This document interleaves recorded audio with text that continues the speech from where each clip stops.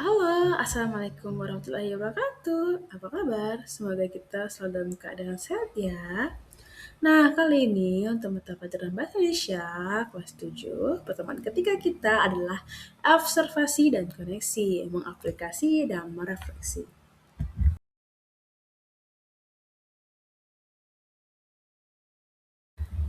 Teman-teman PKBM membaca bukan hanya melihat kata, tapi menemukan makna yang tersembunyi di dalamnya. Nah, untuk target misi kita pada hari ini yaitu observasi, melihat itu objek wisata ikonik di Bengkulu secara nyata atau virtual. Kemudian koneksinya menghubungkan fakta yang dilihat dengan makna tersirat yang di dalam.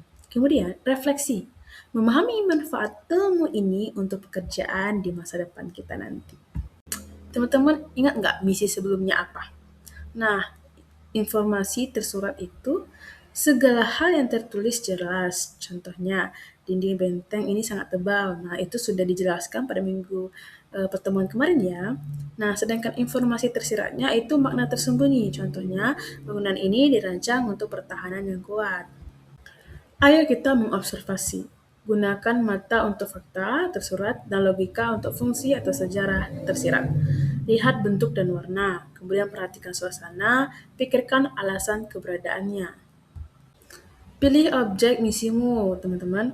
Yang pertama itu ada Rumah Bung Karno, Pelabuhan Pulau Bay, dan Pasar Panorama. Kekuatan data visual untuk informasi tersurat itu berhasil didapatkan melalui penglihatan detail, catat warna, tekstur, dan jumlah benda yang kalian temukan di lokasi. Nah, Benteng Marlboro ini tersuratnya itu moncong meriam menghadap ke arah laut lepas. Kemudian tersuratnya itu, dulu ancaman terbesar Bengkulu datang dari serangan kapal laut musuh di samudra. Untuk rumah Bung Karno, itu tersuratnya terdapat ratusan buku bahasa asing dan foto sejarah di raknya.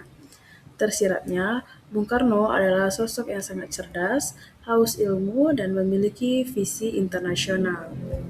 Nah, bisa teman-teman lihat untuk membuat catatan detektif, ini contohnya.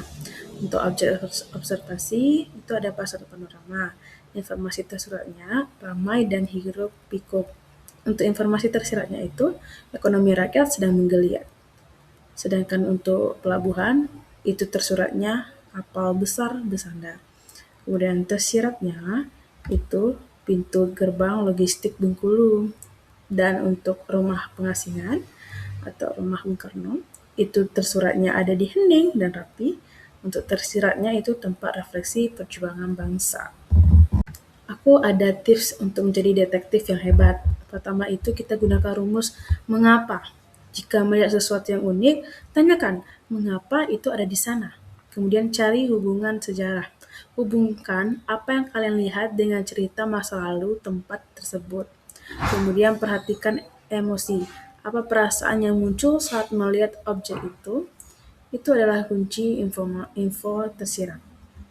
Koneksi ke dunia nyata itu kenapa kemampuan ini wajib kita miliki.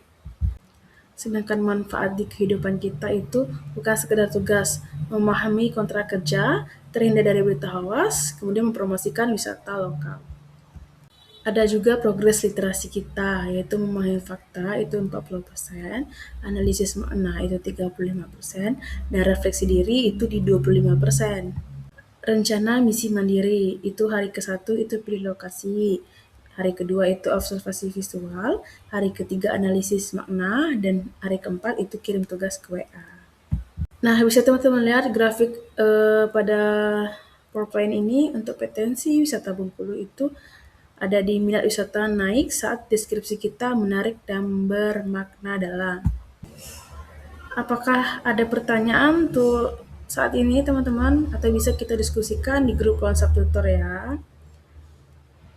Bangga Bengkulu, dengan mengenali identitas budaya kita melalui tulisan, kita sedang membangun masa depan kota Bengkulu yang lebih cerah. Tetap semangat belajar di sela kesibukan. Selamat menjelajah. Teruslah mengobservasi dunia di sekitarmu. Saya pamit undur diri, sampai jumpa minggu selanjutnya. Wassalamualaikum warahmatullahi wabarakatuh.